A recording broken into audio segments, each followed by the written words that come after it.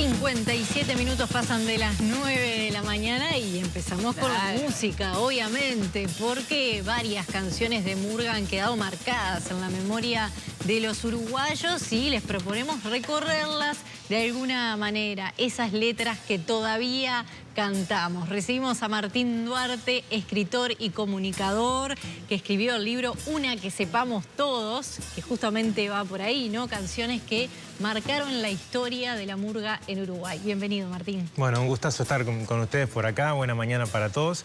Y sí, un poco el proyecto este nace ya un tiempito atrás. Yo hace un tiempo trabajo en TV Ciudad y de hecho trabajaba en el programa Todo Carnaval. Y empezamos con ese desafío de recopilar algunas de estas canciones que uno entendemos como clásico en el sentido de que el carnavalero que está dentro de la burbuja las conoce todas, pero el que no está dentro de la burbuja del carnaval, uno le dice Malvin y sabe cómo contestar. Claro, claro. O que es una murga, mamá.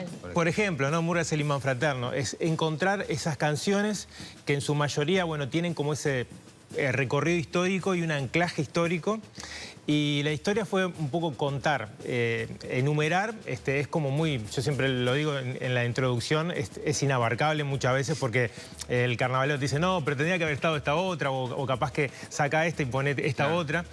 Pero bueno, fue definir 21 clásicos, que son los que contiene el libro. Hay un capítulo que está dedicado a cuplé, la mayoría son saludos o retiradas de murga, que son lo que más queda en el oído. Y reconstruir un poco el contexto con sus creadores. Algunos que los entrevisté directamente y otros por un tema, obviamente, de tiempos. La primera retirada que aparece reseñada del año 1932 de Asaltantes con Patente. Un saludo cordial. ¿Brindan? Los asaltantes, claro. En ese sentido, ¿no? Entonces, bueno, recorrer un poco esas historias. Esa es la primera y esa se recompuso un poco en base a información de época, investigación o incluso algunas entrevistas que habían hecho colegas en su momento. Pero ¿cómo termina siendo la selección de las canciones? ¿Cómo termina siendo? ¿Por qué esas y no otras? Porque entiendo que la gran mayoría, no sé si todas, pero la gran mayoría cumplen con ese requisito de haber traspasado un poco la frontera, por un lado del carnaval, y por otro lado, a nivel de la recordación. Hacemos una encuesta por acá y yo creo que, no sé si las 21, pero capaz que 17, 18, algún pedacito de letra cantamos o las conocemos. Y no en un contexto meramente carnavalero, ¿no? Cuando hay una despedida, en un casamiento, en un cumpleaños. Un asado, una fiesta de 15, cuando está el cotillón, por ejemplo, sale alguna murga, Brindis por Pierrot, por ejemplo. Claro, sí. Y yo no te digo que te la conozcas toda, pero algún pedacito de la canción o tenés referencia el contexto o el año o cómo se cantó y te enganchás. Martín, ¿y tienen un denominador común? ¿Hay algo que estas tengan que tener para quedar en la memoria colectiva? ¿Es lo que se canta, el modo? ¿Qué es lo que crees que tiene que quedan marcadas de ese modo?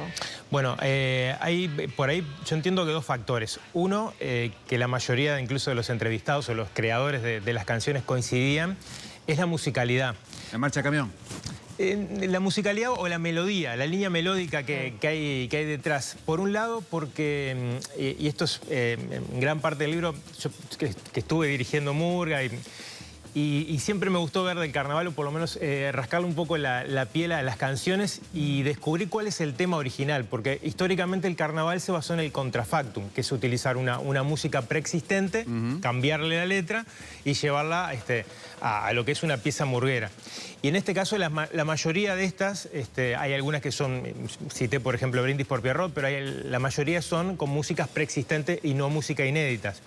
Y la mayoría de los autores señalaban eso, que le daban un 70 o un 80% de esa efectividad al hecho de la musicalidad que tenían. Por ejemplo, les cito un ejemplo puntual, ¿no? Curtidores de Hongo, en la despedida de los gitanos, que es uno de los clásicos de la murga, está basado en la marcha peronista. El Perón, Perón, qué grande sos. Sí. Capaz que se las canta un pedacito de cuando termine la fiesta. Sí. Y el estribillo dice salud, salud, que el pueblo oriental. Y eso está basado en una marcha peronista de Argentina, que a su vez está basado en una marcha de fútbol del Barracas. Claro, eso te iba a decir. Un club deportivo. Entonces, hay todo como... hay un entramado en el libro que trata de contar un poquito esa cuestión de dónde sale la musicalidad. Y yo creo que es uno de los factores. El otro factor que para mí también es clave en esos saludos y despedidas es la duración. De hecho, el libro, yo tomo un lapso de tiempo que parte del 1932 con Asaltante con Patente y termina con Contrafarsa en el año 2000 con El Tren de los Sueños, que debe ser de las despedidas por ahí más largas a nivel de minutaje que ha tenido el carnaval. ¿Y esto por qué? Porque creo que gran parte del secreto de esa recordación, esa repetición de la musicalidad, tiene que ver con los tiempos. Antes las retiradas y las despedidas de Murga eran más cortitas, a lo sumo 2 o 3 minutos. Y era como una especie de jingle que se iba repitiendo.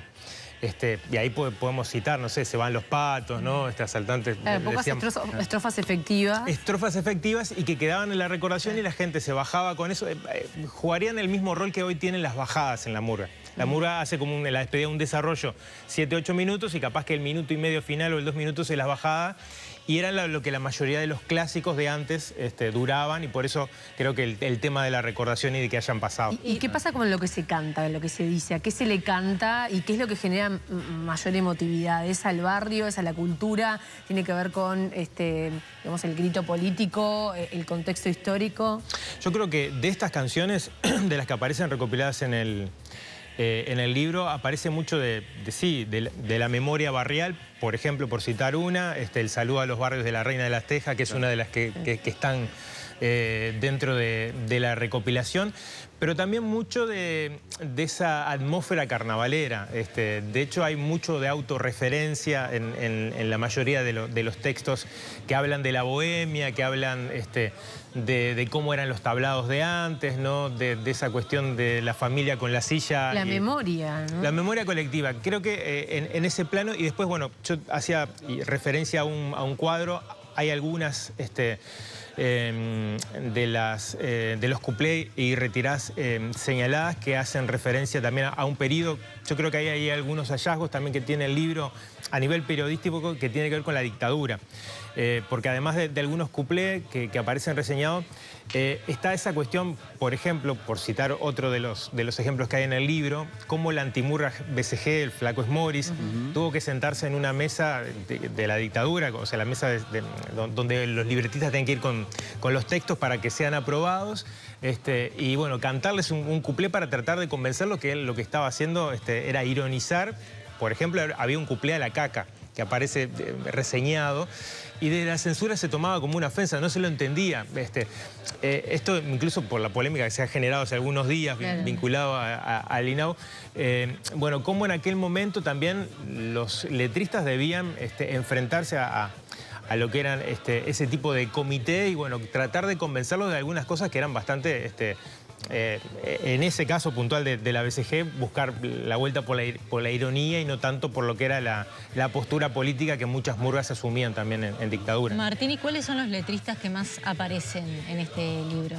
Bueno, Raúl Castro es uno de los que aparece, por ejemplo, reseñado en varias de las historias, no solamente por su trabajo en Falta y Resto, que este año, bueno, vuelve al carnaval, sino también por esa dupla que armó ese tándem creativo con Jaime Ross.